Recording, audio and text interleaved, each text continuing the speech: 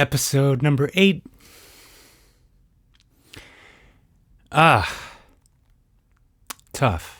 It's tough. I really appreciate all the love and support for me and Kelly and Dee's family.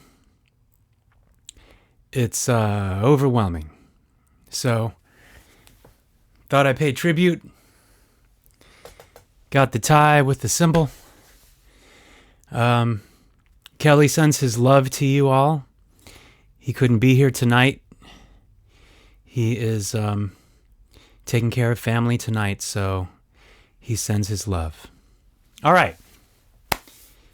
As Dee would say, there's no crying in baseball. So we will try to accommodate no crying in baseball. So, where to begin? Lots to share with you tonight. I've prepared some videos, some classic videos from back in the day, from not so back in the day, and from really recent. I've got photos. I'm excited. I'm excited to share.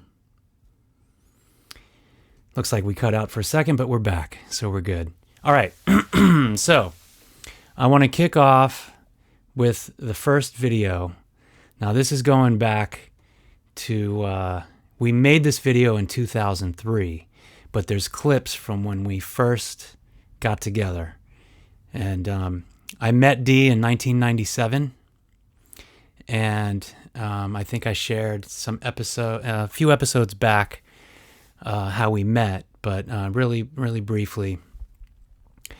The original bass player, Tony Shibumi, and I were looking for a drummer, and we'd gone through 5 different drummers. No luck. Couldn't find the right guy.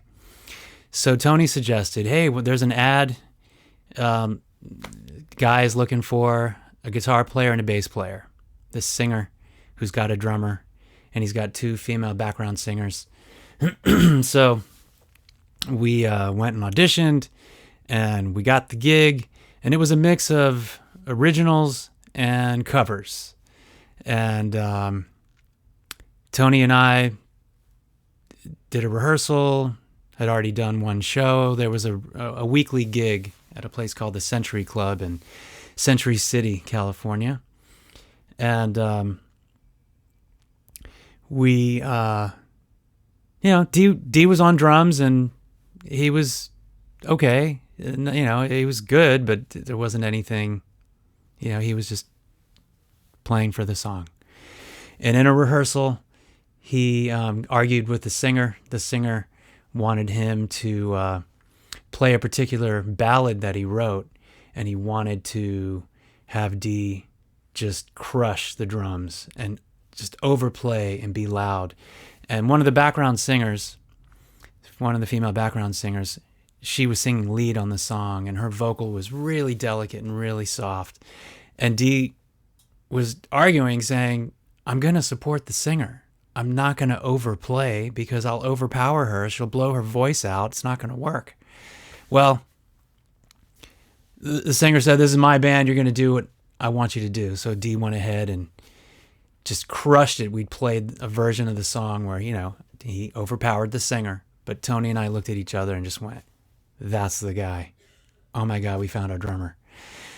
So I gave him a cassette tape, had 5 songs on it. He checked it out. He came back to me and said, hey, I want to jam. I really like what you're doing. So the first rehearsal with Dee, with Tony, doing our music, it was as if we'd been playing music together for years. Just incredible. And so I'm going to play you now a clip of Dee and I kind of talking about the old days. There's some clips of Tony and Dee and I. And so check this out, and I'll be right back. Hey, this is Arif. DeHaven in the house. So it's not ironic that you're up against the white backdrop and Dee's up against the black backdrop. I thought we were against the blue screen. Oh. I don't know. I thought they were gonna put like a beach scene behind us. Got it. I guess we got our budget full. Oh, I didn't know it was gonna be like that.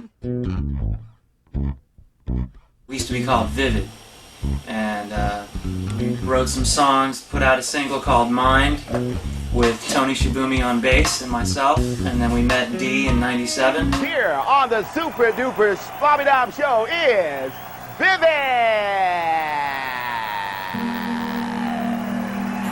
Changed the name to Olio, put out a live album in '99. Push it up, yeah. Push it up, come on. Get down on the floor, push it up, oh yeah. Cause ain't no party like an Olio party, cause an Olio party don't. Ain't no party like an Olio party, cause an Olio party don't stop. Ain't no party like an Olio party, cause an Olio party don't. We put out an EP in 2001 called 3P, and now we're on The Color of Music. We couldn't pick a color. So we chose black and white. It don't get no simpler than black and white. The Color of Music line is from Hey Chan. Oh, that's right. What difference does it make? The color of music I create. Take a Ride is a straight Mac Daddy song. Players at the club trying to get his hustle on, and runs up on the fine little honey, and his whole focus is getting baby to take a ride. That could be taking a ride in his car. That could be taking a ride and using ride as some form of a relationship. Let's hang with me. I can show you the world. I'll take you to the top. Yeah. So good. Oh man. D. It's like he's here. That's the crazy thing, is I feel like he is just still here. He is just all around. Man. So, if I hadn't touched on it before, I'm so grateful to the gift that Dee gave me. Just being able to communicate musically as an artist, as a songwriter, as a musician and an artist specifically. You've got things to say. I write songs as a form of therapy and cover a wide range of topics. And I know we joke about, there's a lot of, adult songs, but there's a lot of serious songs that we've written over the years as well. And the beautiful thing about music, and when you find the right people, there's just an unspoken knowing. When I'm able to create music and come up with an idea, and being able to go to Dee and Kelly and say, check this out. Here it is. I don't need to explain. I don't need to ask them or tell them or direct them what I think they should do. They just know.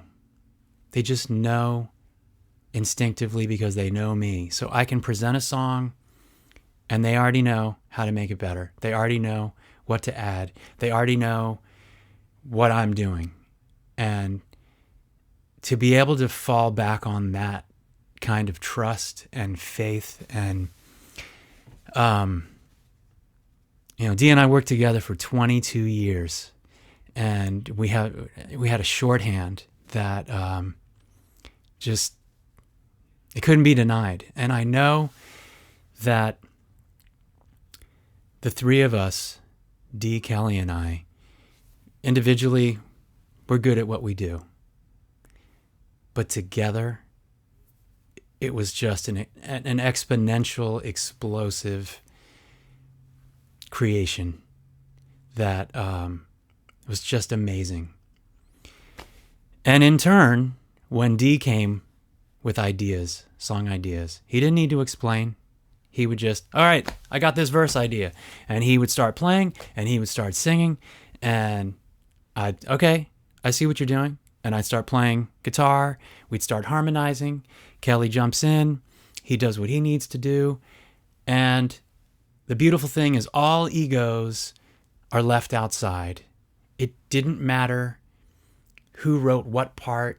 And, oh, I wrote this part and it has to be in the song. And that didn't matter.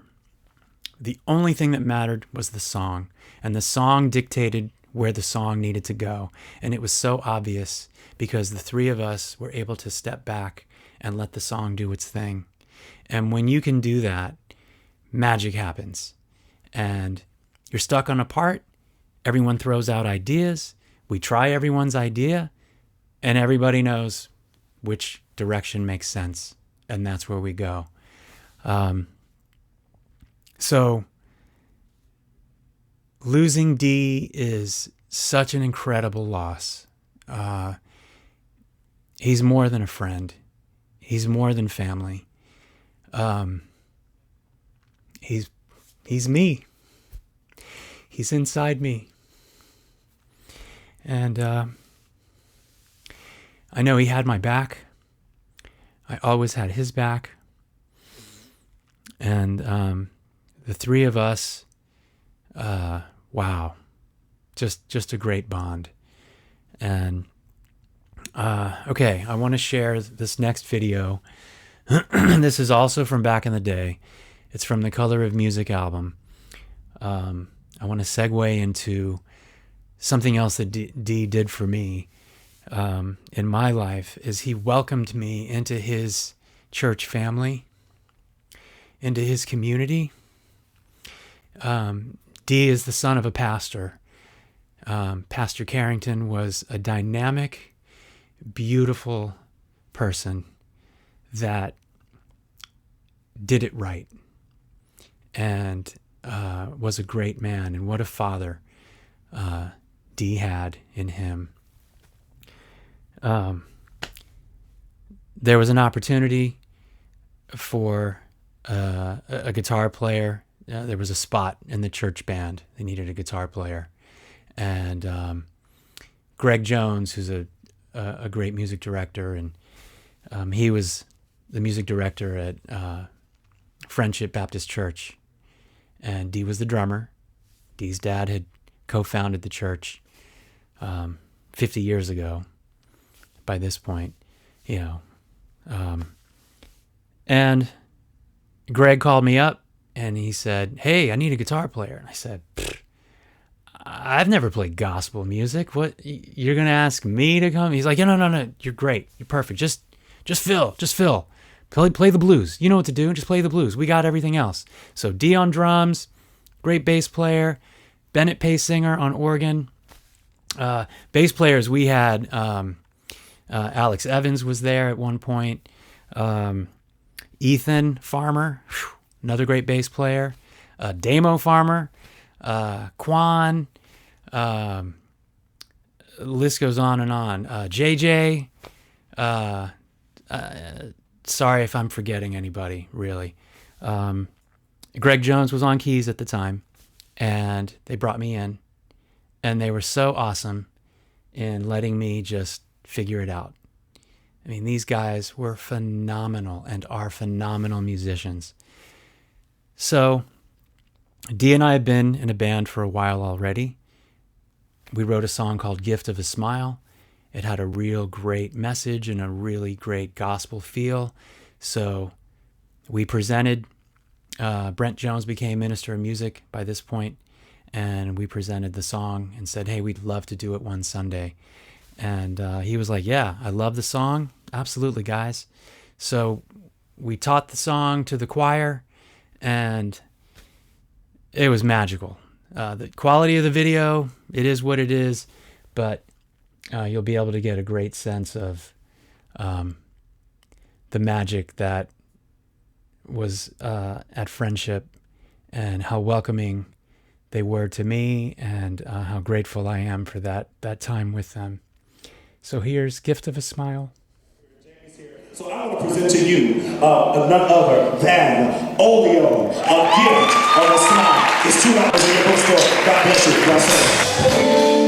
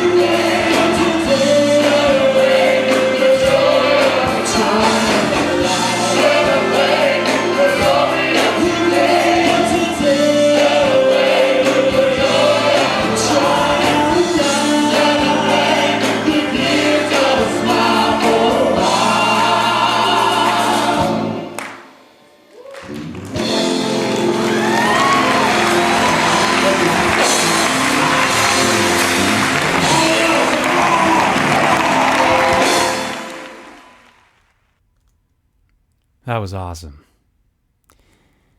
Oh man, that brings back so many memories. And one of the singers in there is Debbie D, and Debbie D joined Olio for a while. We were a 5-piece band.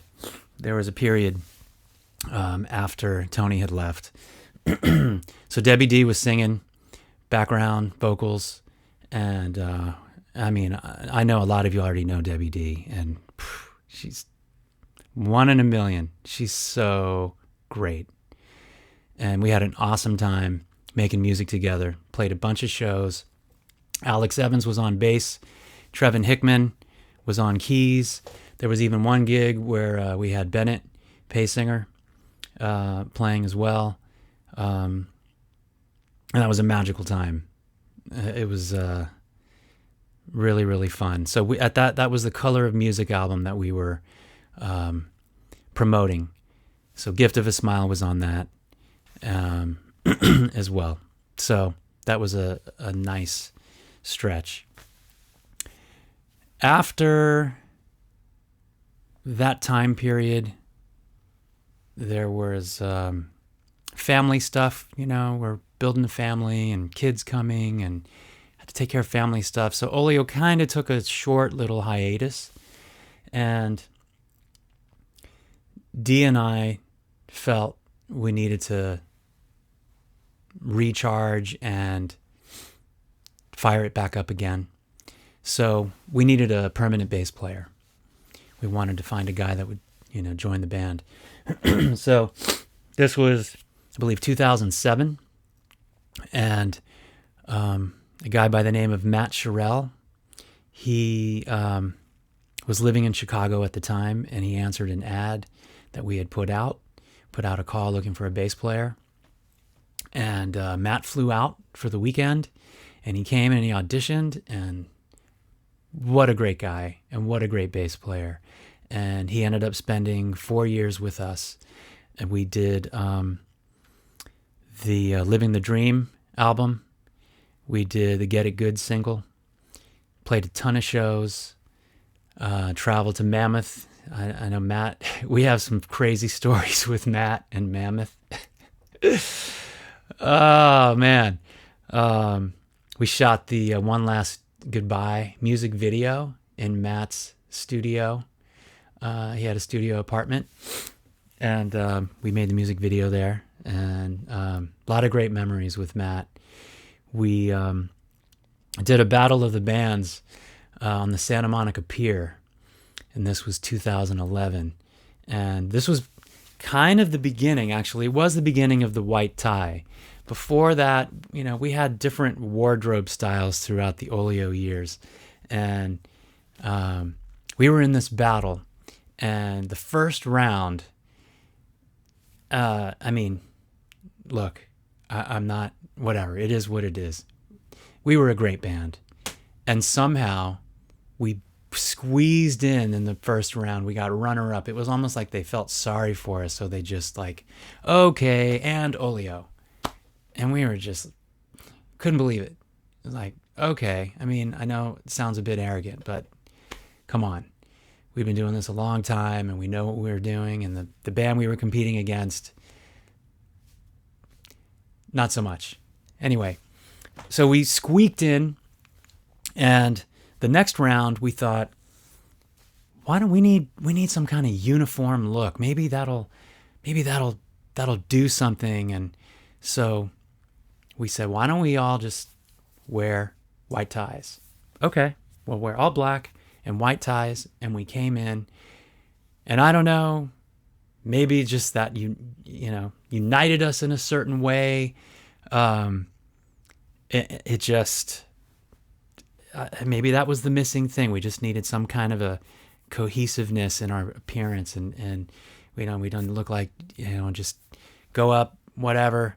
We weren't going to be Kiss with, the makeup and the breathing fire and platform shoes and all that, but it was something we could do that was just a classic look, and it worked.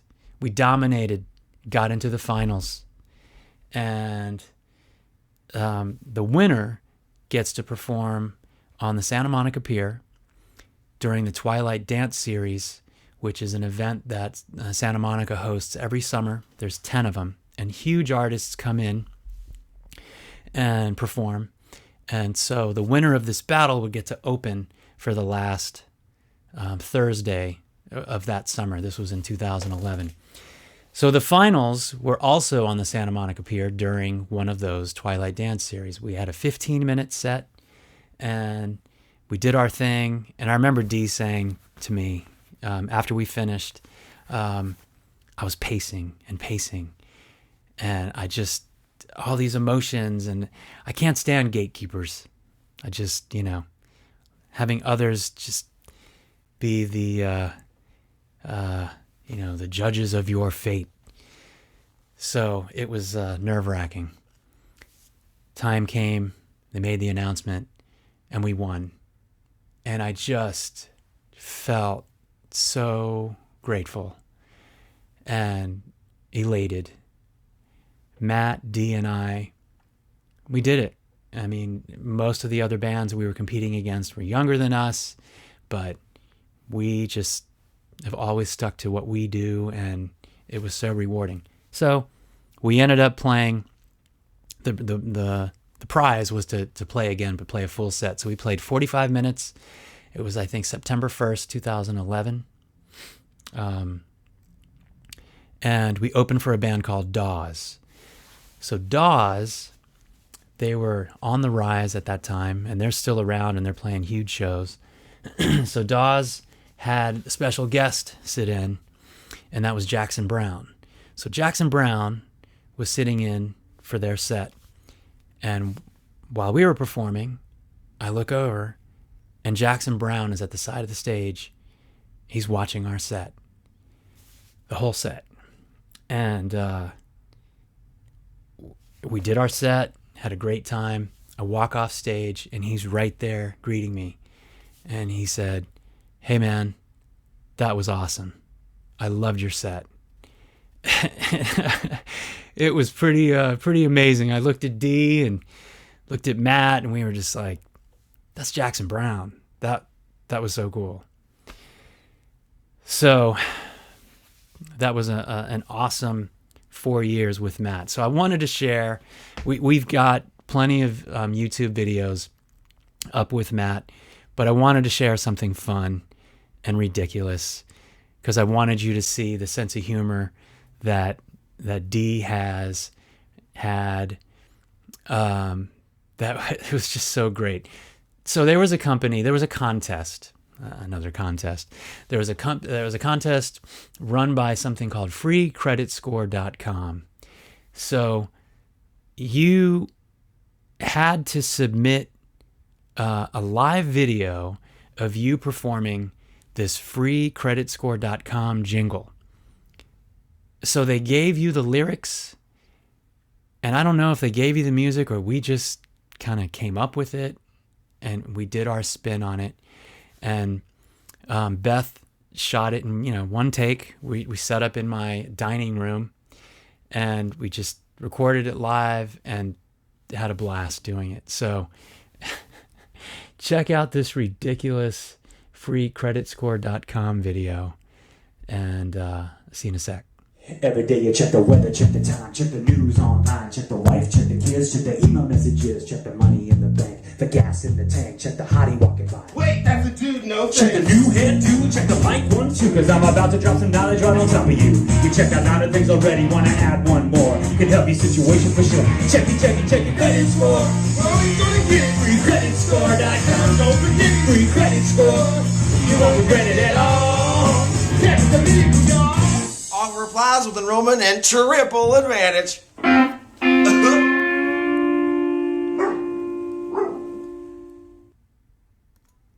And at the end, you can hear my dog Matisse on cue. Woo, woo. So great. Oh my God. We had so much fun making that thing. We didn't win, whatever, but the memory of it is just awesome. So great. So in 2011, Matt decided to move back home to Chicago, and Matt's always a member of our family, and we're so grateful to have him in our Olio life, in our Olio world. And he moved back to Chicago, and Dee and I looked at each other and just thought, what now? We had all this momentum. We just played on the Santa Monica Pier in front of several thousand people. Jackson Browne thought we were great. What were we going to do? So Alexa had been acting in a musical theater group called Encore, and she'd been doing it several years. She played Annie a couple times. I even was Daddy Warbucks. That was an incredible experience. But through her being at Encore, I met Kelly Hill. And Kelly Hill was kind of, jack of all trades, but master of all. He was one of those guys, like he was on crew, he was building sets, he was an actor. Whatever you needed Kelly to do, lighting guy, yeah, I can do it. Building sets, okay. I need you to be this character, that character, okay. So I had known Kelly for about 6 months, and one of the co-owners, Marcelo, it's Marcelo and Summer that own Encore. So Marcelo does lighting for the Goo Goo Dolls, Green Day. He's out touring, and he's got a connection with a ton of different bands and musicians. So I told Marcelo our situation. I needed a bass player. And he said, well, what about Kelly? I didn't know Kelly played bass. So give him a call. Called up Kelly. We sent him a couple songs. And the same thing happened when Dee and I first started playing together. When Kelly walked into the room and we started playing together, it was as if we'd been playing together for years. And that happened 4 days after Matt had left. And it was crazy. I couldn't believe it. So we threw Kelly into the fire and made him learn 30 songs so we could do, we were playing at Danny's Venice, which doesn't exist anymore, but it was a place where you could play 3 sets, you could try out things. It was perfect to try out songs, and it was relaxed. My son Miko would even sit in and play drums. He was 2 or 3 years old and brought the house down. That was an amazing experience. That's another thing. I'm going to sidetrack for a second. So D, being the guy he is, Miko is 7 months old, and we're rehearsing in this room, and Dee's sitting right here, like he always did, and Beth is holding Miko, and we've set up to rehearse, and Miko's leaning towards Dee. So, okay. So Beth put Miko in Dee's lap. Dee gives Miko a drumstick. Miko's holding the drumstick with two hands, and he hits a cymbal. And like this inner joy comes out of Miko, and he starts giggling. And he hits it again, and then he hits another drum, and he's totally fascinated. And Dee's encouraging him. And after a few minutes, I'm like, all right, come on, Beth. I mean, we need to rehearse, and come on, take Miko. He screamed. He didn't want to leave the drums. He didn't want to leave Dee. He was so upset. Temper tantrum like you wouldn't believe. From that moment, Miko became a drummer. And Dee was so instrumental in showing him things and helping him, encouraging him. And it's just, what an amazing blessing. Miko is a natural, and we would often play music together where he's playing on his little drum pads and I'm playing guitar, acoustic guitar. This is before he can talk, and we're communicating the language of music. And there's this back and forth that we shared, and Dee was such a huge part in encouraging that. So, just to show you the impact that Dee made on all of us, not just me, but Beth and Alexa and Miko. Just truly incredible. So I was going somewhere. Yes. Okay. Kelly joins the band. We're at Danny's. We get him up to speed. We end up playing House of Blues, and it's a dynamite show. So much fun. And Kelly, if you've seen us with Kelly, he's all over the place. So awesome. So awesome. A couple months later, my really good friend Damon Tedesco, who's an audio engineer, works at Fox Studios. He runs all the orchestral movie score sessions, the film sessions. Incredible guy, good friend. I talked about his dad on one of the previous episodes, Tommy Tedesco, who was a session guitar player with the Wrecking Crew. Just a great, great family. And the brother Denny, who produced and directed a film called The Wrecking Crew, which you need to see if you haven't seen. It highlights the amazing musicians from, they were the West Coast session musicians on all of, the Beach Boys and the Monkees and Sinatra, Frank Sinatra, Nancy Sinatra, Jan and Dean, list goes on and on. So check out The Wrecking Crew. I believe it's on Netflix. So watch it. So great.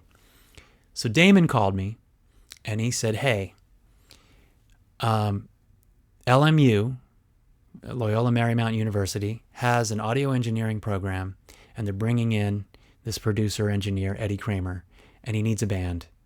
He needs a band for the weekend. And I thought of you guys. So I wanted to put your name in the hat. And what do you got to lose? Okay, let's do it. So I submitted a couple songs. Eddie checked it out and said, yeah, Olio, let's do Olio. So we came in for the weekend, Dee, Kelly, and I. And, before we went in, the whole objective was to work with Eddie Kramer besides this one weekend. We wanted to do more songs, not just one song, but we wanted to record with Eddie. And Eddie Kramer, if you don't know, long list of credits. He was the engineer that recorded Woodstock. Yes, actually, Woodstock. He was Jimi Hendrix's engineer. He mixed several Zeppelin albums. He produced, engineered a bunch of Kiss albums. David Bowie, Anthrax, Steve Vai, just Peter Frampton Live, the live album. I mean, it goes on and on. So we were so honored to work with Eddie. So this next clip I want to show you is us in the studio. It's actually Dee and Kelly. We convinced Eddie to work with us some more. So we ended up going to East West Studios in Hollywood, which is a premier, top-of-the-line studio, or the same room that the Chili Peppers record. And, I mean, just you name it, they've recorded there. So we went and did 4 songs there with Eddie. And one of the songs is called Comeback Kings. And when we were working it out with Eddie in the rehearsal room, we came up with this drumline section. It'd be really cool if we did some kind of drumline thing. And Kelly is also a drummer. He's not just a bass player, but he's a drummer. So this clip is Dee and Kelly in the studio laying down the drumline section to Comeback Kings.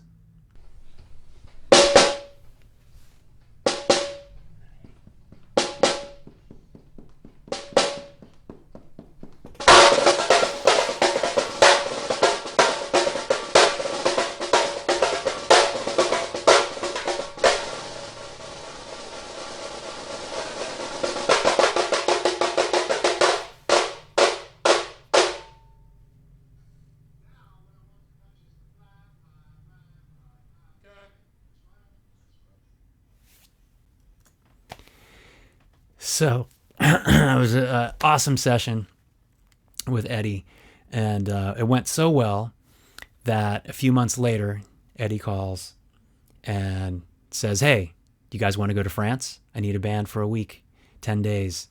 And it's this thing called Mix with the Masters in the south of France. I'm the guest producer, and there's engineers from all over the world that want to come and learn from me, and we need a band to record. I'd love to have you guys." So, absolutely. We went over, and it was a magical 10 days in France with Eddie and the guys. We met amazing guys there. I mean, you're basically, you're in this mansion with 2 chefs in this amazing studio, and you're living the rock star life. I didn't want to leave. It was so great. So this next clip, we have a song called Hypnotized, and I just felt like it needed a rap section at the end. And Dee jotted down some lyrics the night before or the morning of. And so this was kind of the beginning of Dee's health issues. And he was having a really hard time in France. He was having a hard time breathing and trying to figure out what was going on. So he had to conserve his energy, and he was all about one take. Like, I'm going to give it all I got.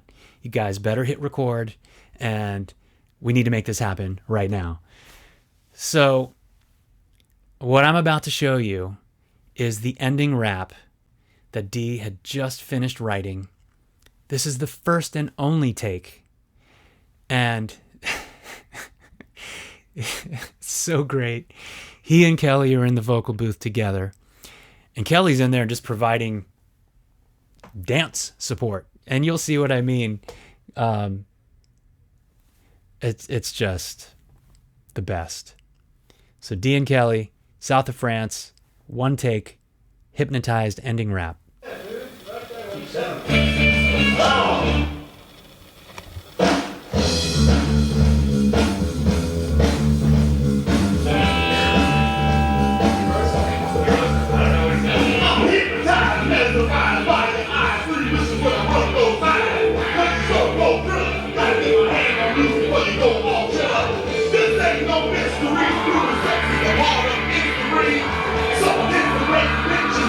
You don't have to think, you don't need no help.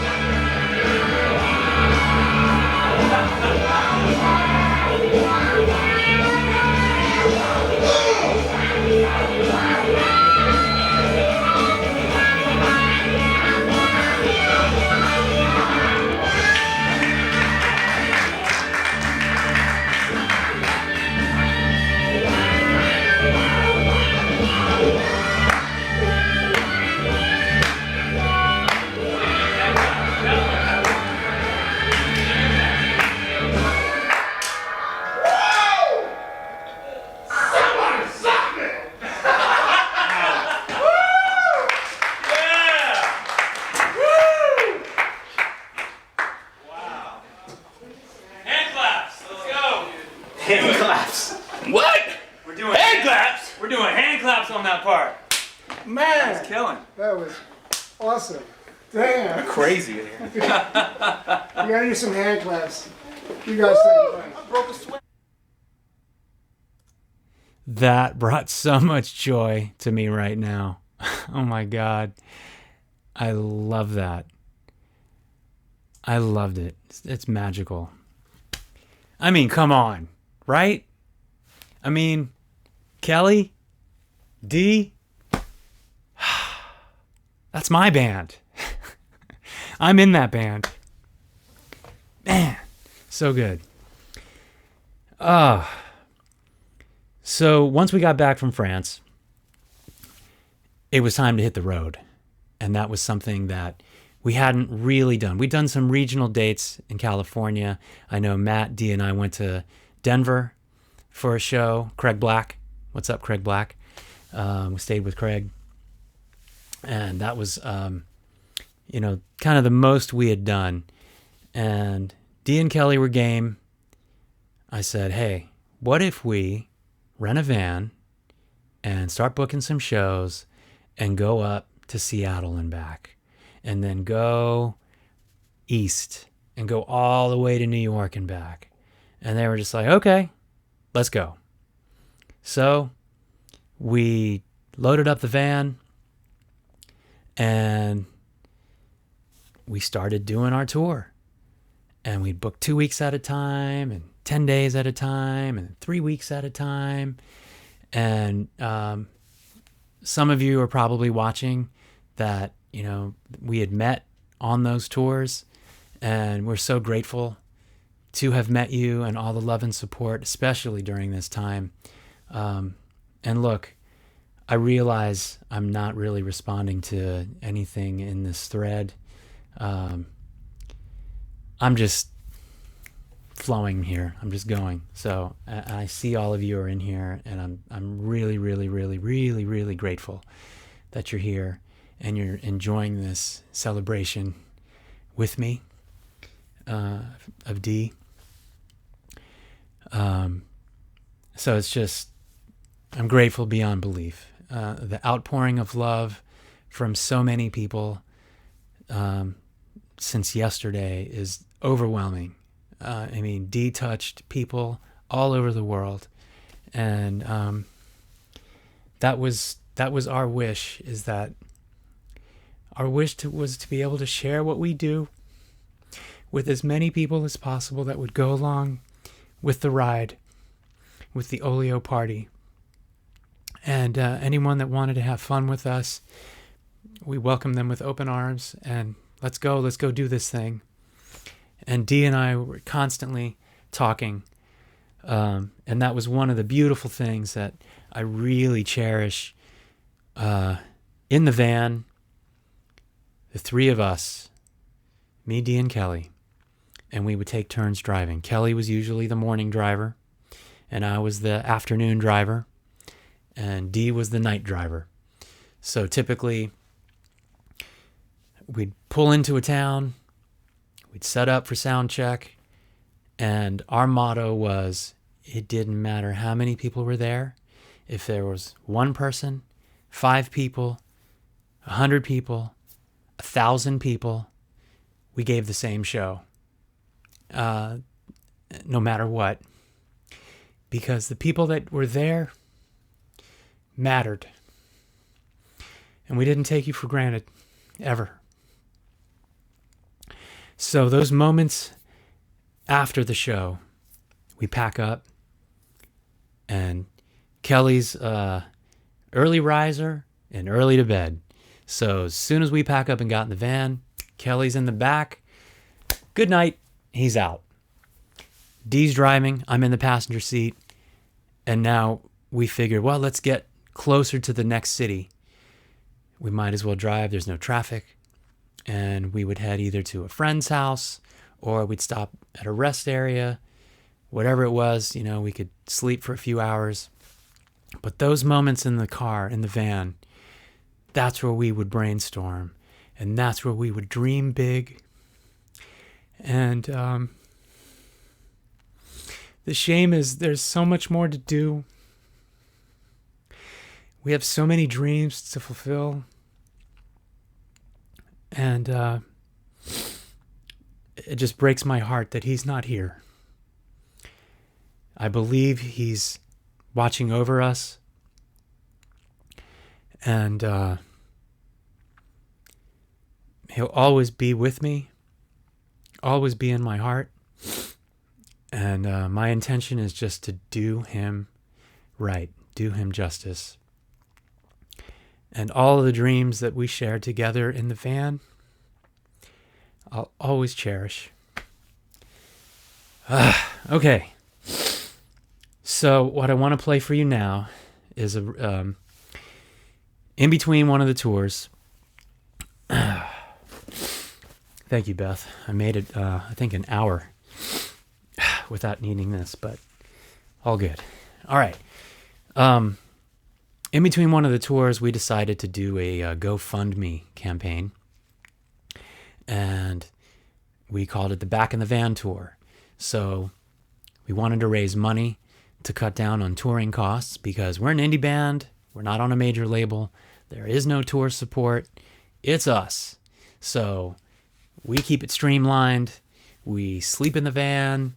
We crash at our friends' places across the country. And thank you to all of you that have housed us and been so generous to us. Thank you. So grateful to you. So we made this GoFundMe video, and some of you probably saw it, but some of you didn't. So I wanted to share the Back in the Van tour campaign with you now. Limber now.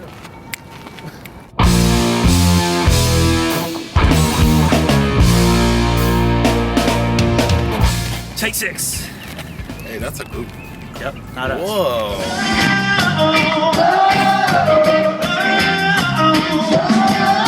We are Olio from sunny Southern California. We're hitting the road this fall, and we need your help. It's the Back in the Van tour, and I want to be back in the van so much. And all we need is your support to get us the van, the gas, and the promotional materials to get us out there and play a kick-ass show for you.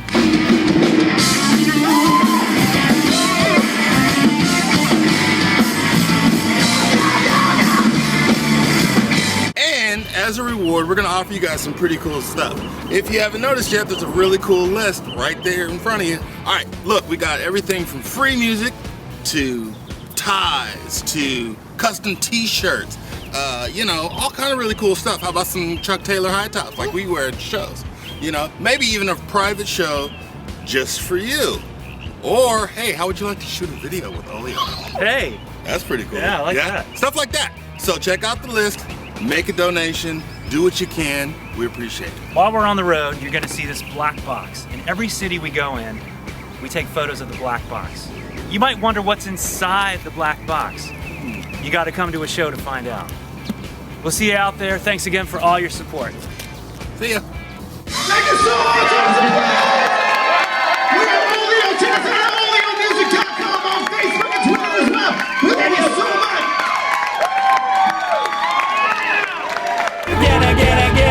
Let's get a room. Kissing and touching. Get a room. People are busting. Get a room. Screaming and cussing. Get a room.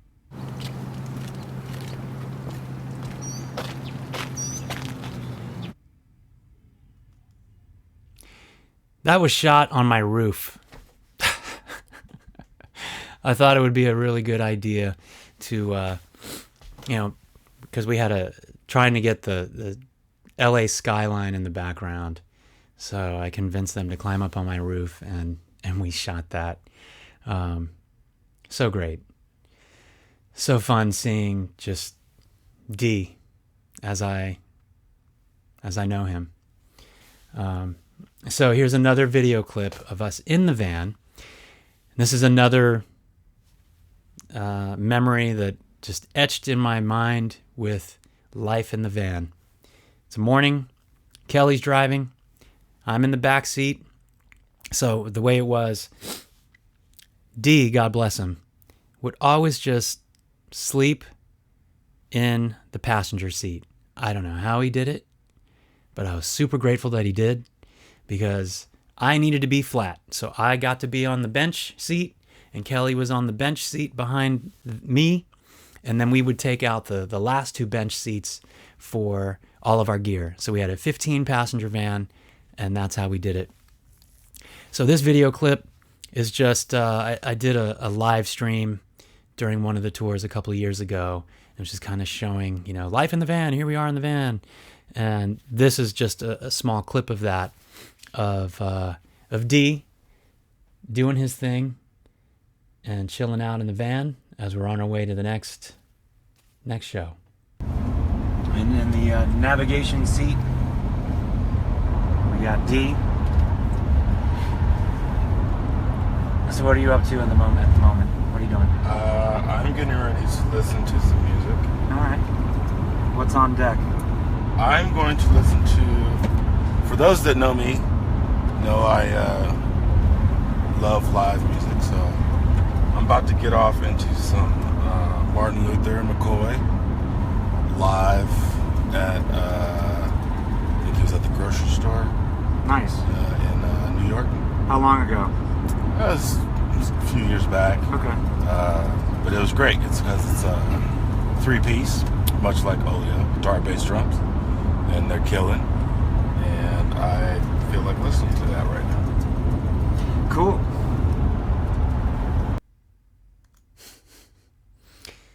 That was us in the van. That's what I remember. And the crazy thing, last night and Beth and the kids, we went to Dee's house last night to be with Leah and the kids and Dee's mom. And we pulled up to the house, and it's usually I'm showing up in the van to pick him up with his gear. Kelly and I are already together. We pick him up. As soon as he sits in the car, in the van, closes the door, and we look at each other, and it's just, okay, back in the van. Let's go. Another adventure. It's like, it was like we never left, Maybe it would be 3 months, 4 months, 6 months between tours, but it was like, here we are, back in the van. Gonna miss picking him up. Okay, so now we're gonna segue to yet another battle of the bands. And this time we were battling to go and be part of the Vans Warped Tour in Alaska. It was called Road to Vans Warped Tour. And it was a kickoff show in 2016. And there was a battle here at the Slide Bar in Fullerton. So we went ahead and, submitted and got a spot, did our thing, made it to the finals. And, we always, it didn't matter where we performed. It was like, okay, we need room for these scrims here. They're 5x5. It lets you know who we are. If you don't know, now you know. What are you guys called? Oh, yeah, the White Tie guys. All right, yeah, Olio, okay. So we set our stuff up, and we did our 20-minute show, or 30-minute, I don't remember what it was for the finals. And once again, relying on gatekeepers for our fate. And that's how we met Chris, who became our manager for a time. Great guy. And Chris was running the battle. And he had been helping bands in Alaska be part of the Vans Warped Tour for the past couple years. So here was an opportunity for us to go to Alaska and get to play on this tour. And the hope was, win this thing, get to Alaska, and let's go do more shows. That's what we wanted to do. That was the desire. So we do our set, the final round, and now we're waiting. Judges are tallying, and we win. We're elated. We're so excited. We can't wait to go.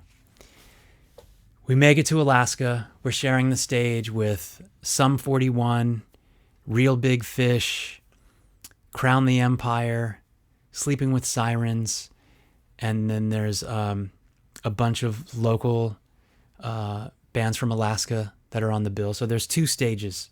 So they're just like constantly, music's constantly pumping out all day long. And it was June 21st or 22nd.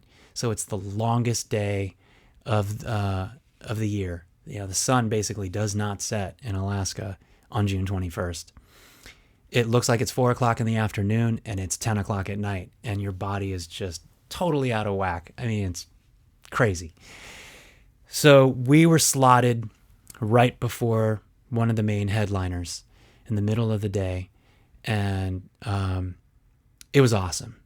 It was so much fun. There was a few thousand people there, and most of them were, I'd say the average age was like 18 years old. These kids had never heard of us. They don't know who we are. And we gave them a show. And from note 1, they were in. They were moving with us, jumping with us, yelling, screaming.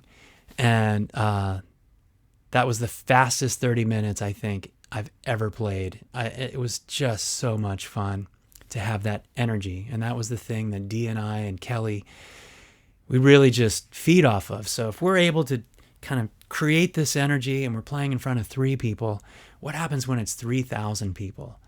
And it's overwhelming. Talk about a high.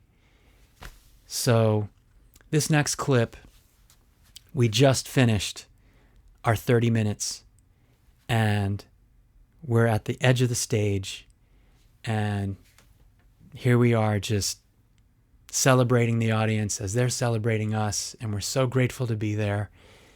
Magical moment. Here we are in Alaska.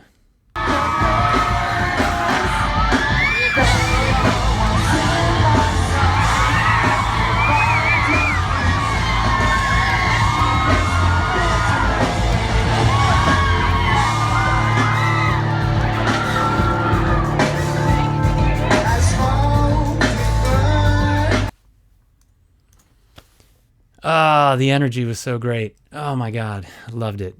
So much fun. And we made quite a few friends going there, and stayed in touch, and it's awesome. So grateful to Chris for providing that opportunity for us. A good time. So the next thing I want to talk about is another battle. I don't know what it is with us in battles. We're a glutton for punishment. So last year, this was the second year in a row we went for this Battle of the Bands, to play the Hermosa Beach Summer Concert Series. And 10,000 people show up every Sunday in August. So 4 Sundays in August, 10,000 people come, and various headliners will perform. And the year before, we didn't win. Our good friend Julian Douglas, who's the MC, he was supporting us, had our back, and was rooting for us the whole way. So we didn't win the first year, and the second year we came back, and he was so excited for us and happy that we were going for it again. So grateful to Julian. So we came in, and the battle was held at St. Roch, one of our favorite places to play in Hermosa Beach. And we did our thing.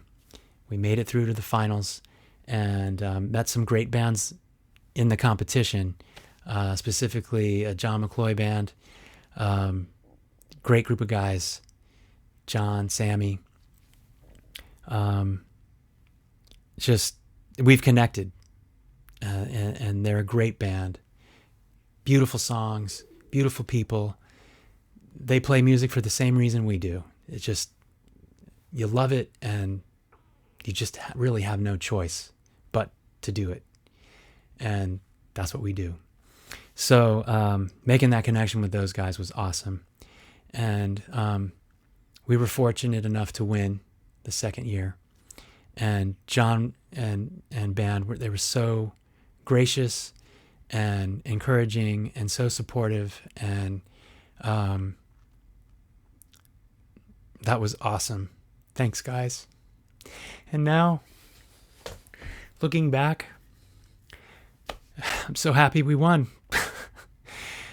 Because I got to have this moment with Dee and Kelly in front of the largest crowd we've ever played in front of. 10,000 people. Got to experience Olio. And it was so much fun. It was so much fun. So this next clip is from the Hermosa Beach summer concert. It's a new song that we're working on, a new album currently, and it's called Party Up. The album's called Party Up. It's Dee's song. So this is a clip of Dee singing Party Up at in Hermosa Beach. And the energy, the love, it was all there. Check it out.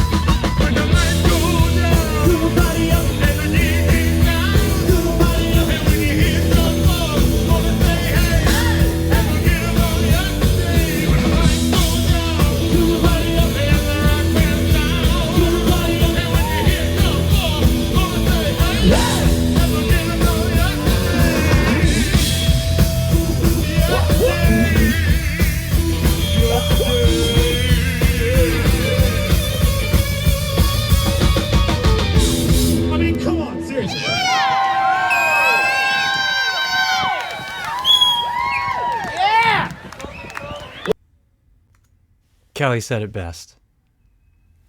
I mean, come on. So much fun. So much fun, and we were dreaming big and ready to do so many more shows like that. We would talk about how, imagine that's the new normal. 10,000 people. That's like the, we got to do that gig again? Yeah, okay. The new normal. The next clip is we'd been doing gigs at the Coach House in San Juan Capistrano over the years, and the Coach House has been really good to us. We've opened for a lot of bands. We got to open for Living Colour there, which were big heroes of ours. And Average White Band, Zapp and Roger, ABC, Loverboy, a couple tribute bands. There was a Prince tribute band and Journey tribute band. But each time we played, the crowd was amazing, really fun, gave us a lot of love. And so this next clip is our last time at the Coach House, which was opening for the Motels, Martha Davis and the Motels, who are just super genuine and great. And we got off stage, Martha Davis and the Motels did their thing, and after their show, there's an area where you can sell merchandise. So Dee and I were there, Kelly was there, we were doing our thing and meeting people and signing shirts and CDs and selling hats and autographed ties, and the Motels had their gear there as well. So Martha heads over and she sees us and she was like, "Wow, Olio, we need to go on tour.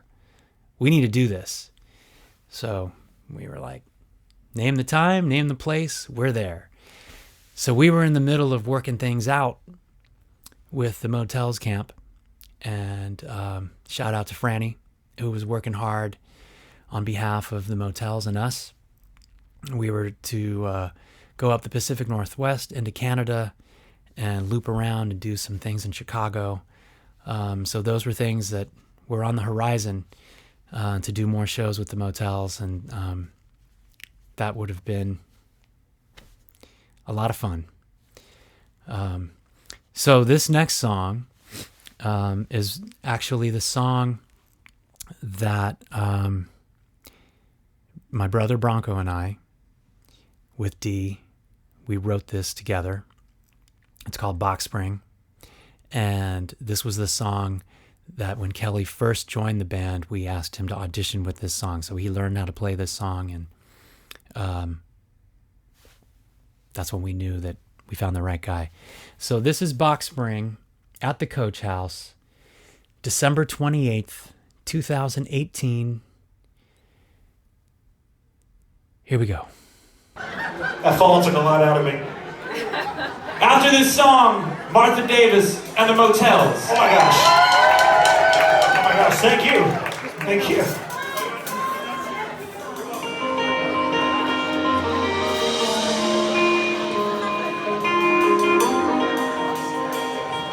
This song's a love song of sorts. It's about making use of that box spring.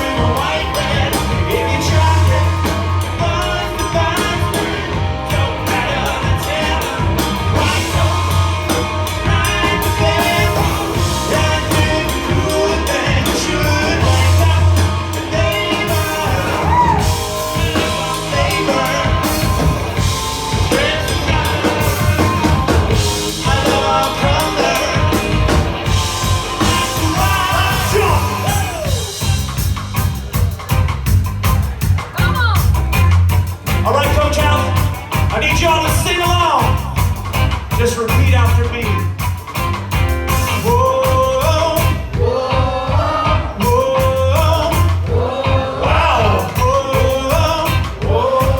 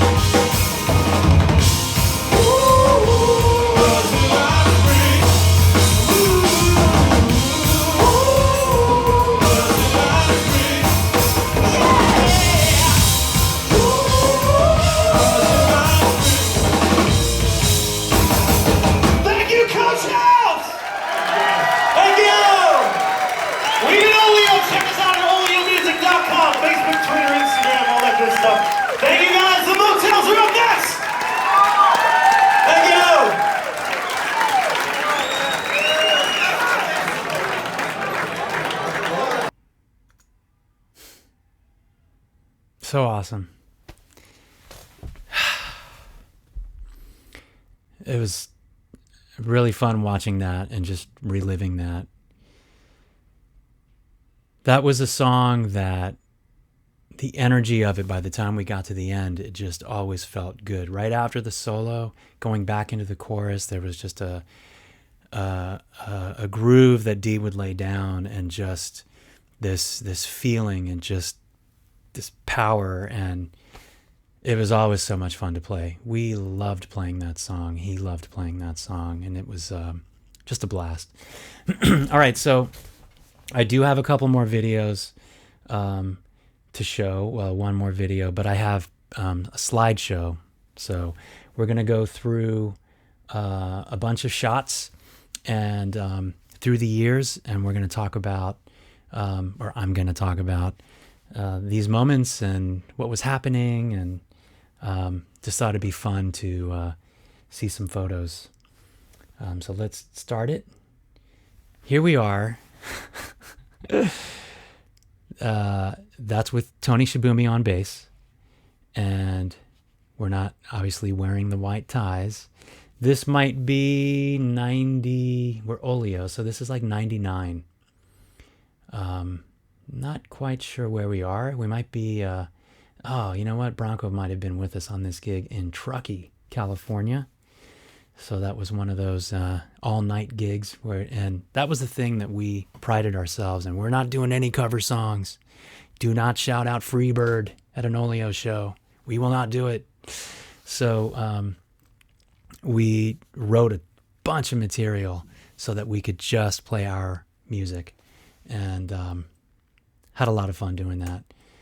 So there we are. That's probably on our way to or from Mammoth. We did a lot of shows in Mammoth as well. Same trip. There's my brother Bronco on the left, and oh my God, that's my truck. Got a that time story of that truck. 3 of us, Tony, Dee, and I, coming back from Mammoth, and we're on the freeway, and my tire blew out, and that was not good. And Dee, he reached over and made sure, he outstretched his arm to stop me and Tony, as if he could hold us in if we hit anything.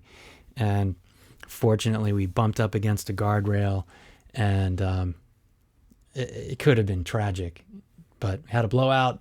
We made it safely, changed the tire, kept on rolling. Whew, scary moment. I know Dee remembered that one well.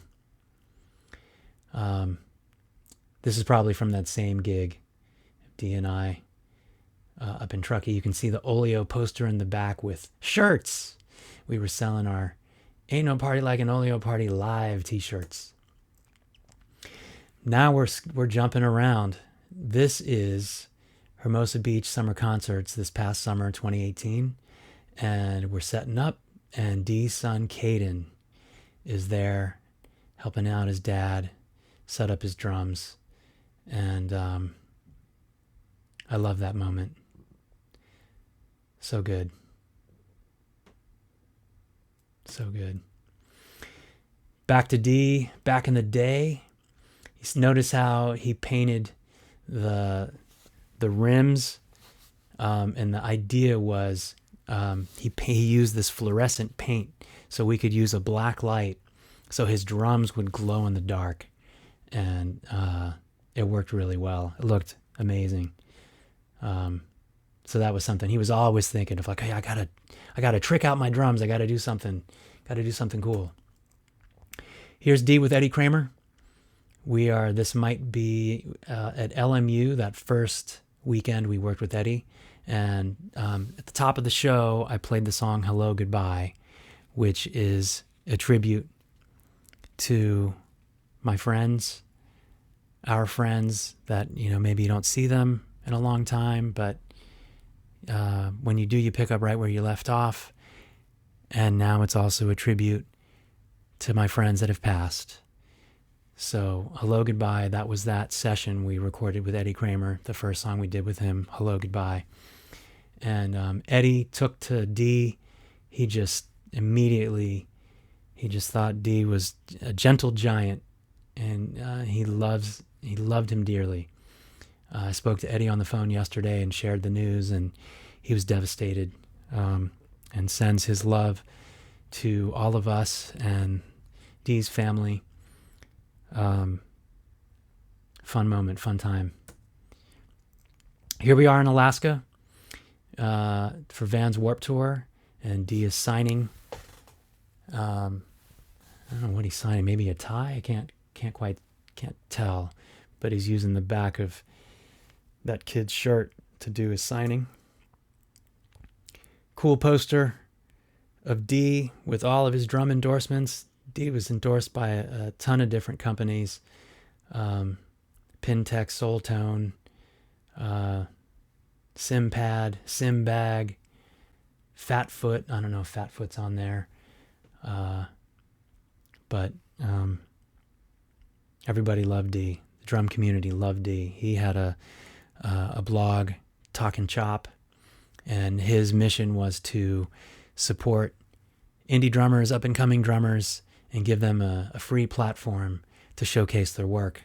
And I know he's really loved in the drum community, and Dee loved the drum community and always wanted to give back and find ways to promote fellow musicians. Hermosa Beach Summer Concerts, middle of the show. I believe Beth took that shot. Same show, Hermosa Beach. Dee doing his thing. I can see Kelly in the background. All right, we're back at the top of that slideshow, so I'm going to switch over. Here we are back at Hermosa Beach. This is a House of Blues show that we did in Anaheim with Kelly and me. Loved playing House of Blues. Shout out to Gig Boss. Gig Boss is one of the best promoters we've ever worked with.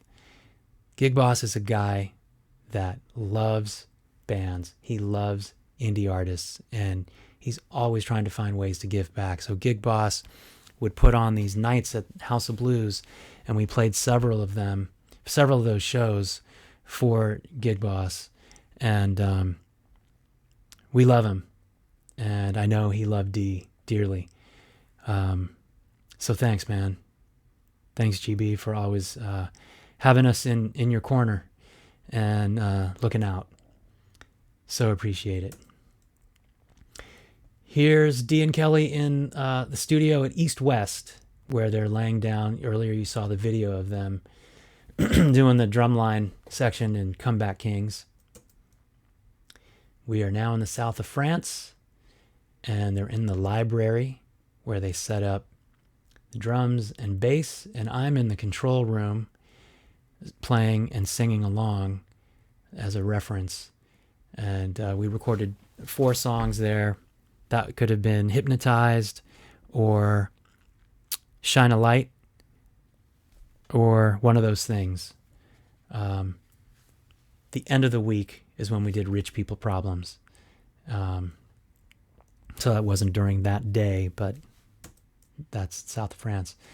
End of the show, Hermosa Beach. I love that moment. Love it. Thank you. Thank you, is what we're saying.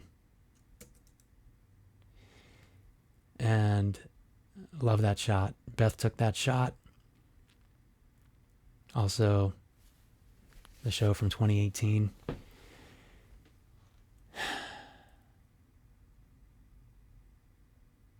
All right.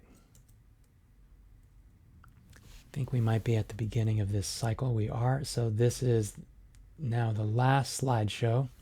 This is Julian Douglas, the promoter that was rooting for us. And he's a great promoter as well. Working all the clubs in Hollywood. Been in the business a long time. He and GB really care. They really, really care about bands. And super grateful to Julian. So this is the moment before we played in front of 10,000 people, and Julian was so happy for us, and we were thrilled to share that moment with him. Melissa Reeves. For those of you that were in Bisbee, talk about magic. Melissa Reeves is an incredible artist. She's channeling Janis Joplin, but putting her own spin. So talented. So every year, for the past 4 or 5 years, we didn't do this past year, and I'm sad about that. Now, there's something called Side Pony Express Music Festival in Bisbee, Arizona. And it's an awesome festival. Bands from all over the country come and play this weekend. It's typically the second weekend in November. If you have not been to Bisbee, Arizona, you've got to go. It's a great place, magical, art community, super supportive of live music. So we did a fun thing, and it became a tradition where Olio and Melissa Reeves would jam together, and we would back her up, and it was fire. So awesome. We love Melissa, and I know Dee loved Melissa, and Melissa loved Dee, and such great memories with her. Thank you, Bisbee. Houston. During one of our tours, we played at a venue called Natsuo, which is Houston backwards. It's kind of an underground club. And the guy in the photo, his name's Eric. He's a local DJ. Never heard of us before. Saw us, loved us, bought the shirt, started playing us right away on his station. So grateful to Eric. Took a photo with him, and that was a great show. I mean, as always, we gave it our all, but really fun night in Houston. Here we are in France. We had finished recording, and we were in Paris for a couple days, walking the streets and having fun. Promo shot from 2012, probably.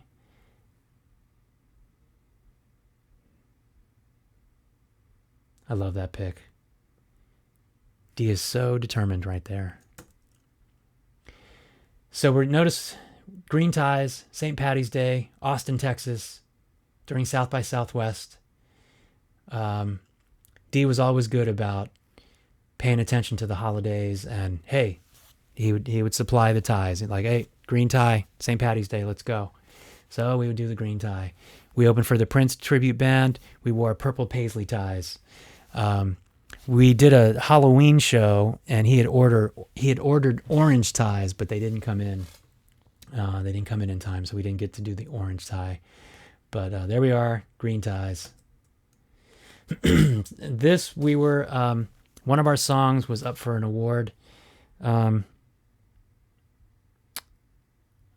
think it was Hello Goodbye or Show Goes On, or One Last Goodbye music video.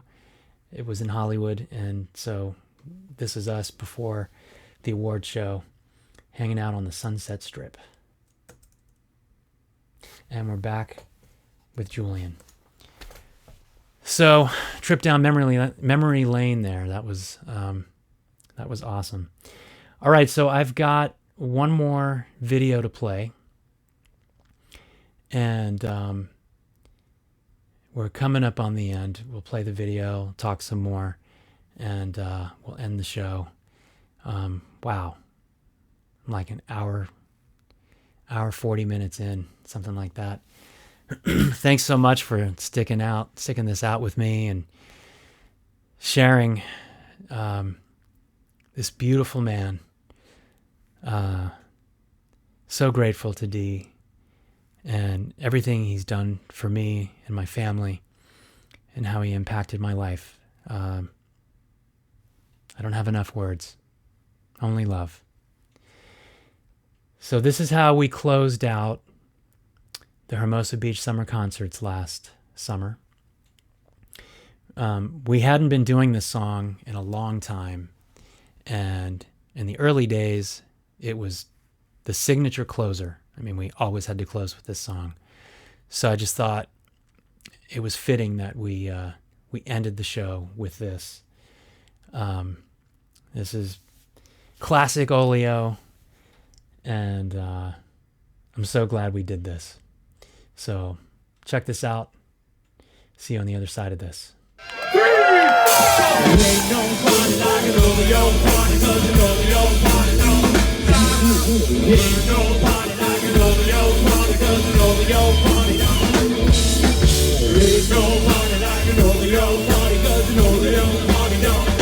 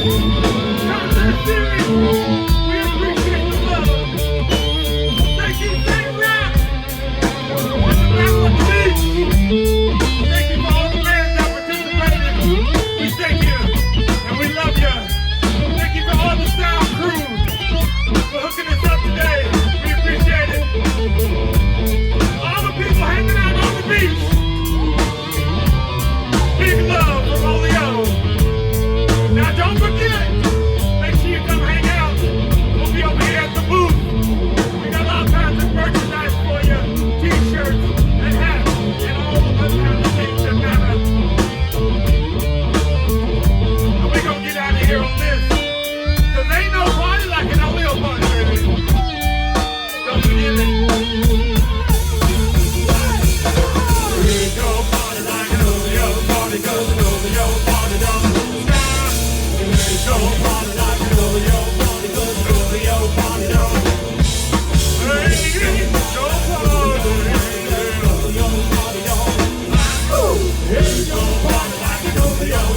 an Olio party don't.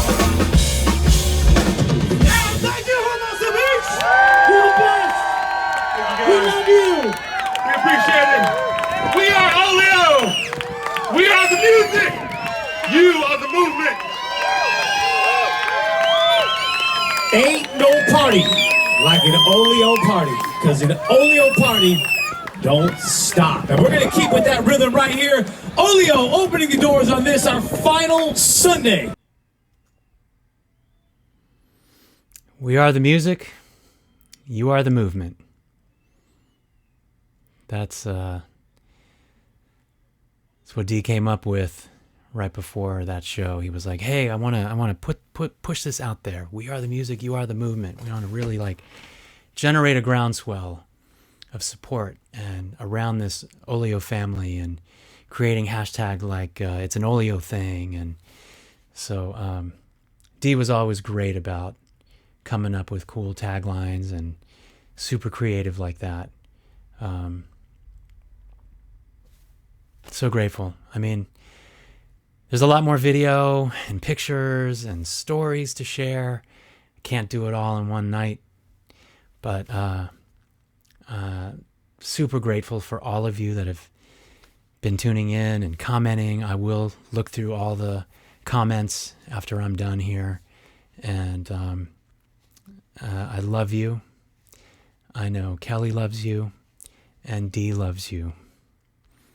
I'm going to close this out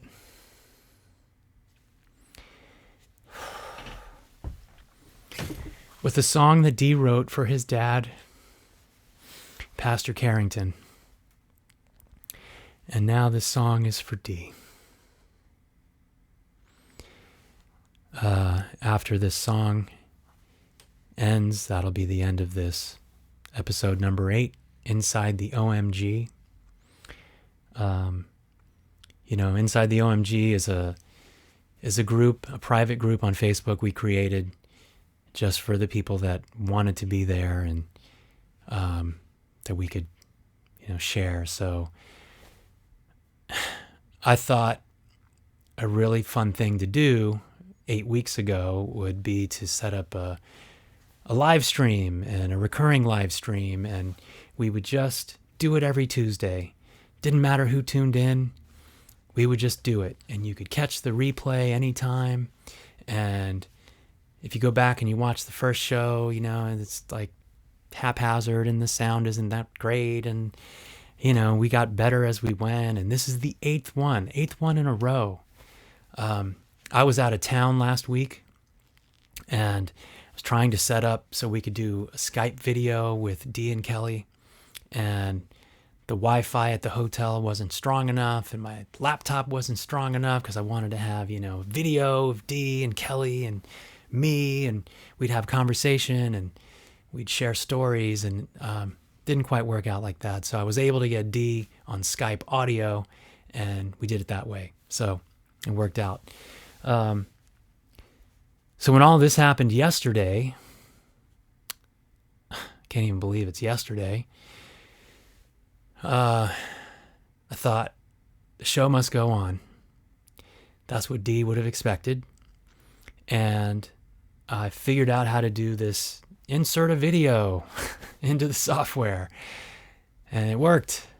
And it really added so much to this episode, being able to share video of him singing, performing, and talking, and laughing, smiling, and just getting a sense of who Dee was. I had so much fun making this today and sharing this with you tonight. So this last song we recorded in the south of France with Eddie Kramer. And like I mentioned, it's a tribute to his dad. And now it's a tribute to Dee. And the message is simple. Do right. Do good. Be your best. Do your best. And shine a light. Thank you so much for watching. Thank you so much for sharing with me and being part of this ride. I couldn't have gotten to this moment without Dee in my life. He forever changed me for the better. Made me a better father, a better husband, a better musician, a better songwriter, a better man. And I love him. And I will always love him. This is Dee. You will hear the song that we recorded called Shine a Light. I love you. Till next week.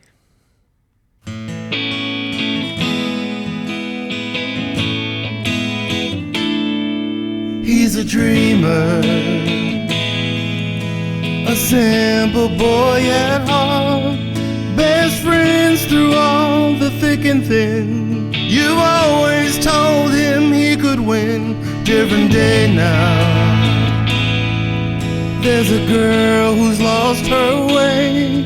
You give her love and confidence. Show her she can do all things. There's always fear on the highways of your life. With your hands on the wheel, keep your eye on the prize. You can shine, shine a light. You can shine, shine a light.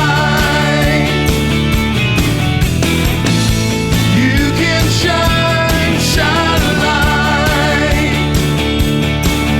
With just one light, it will be alright.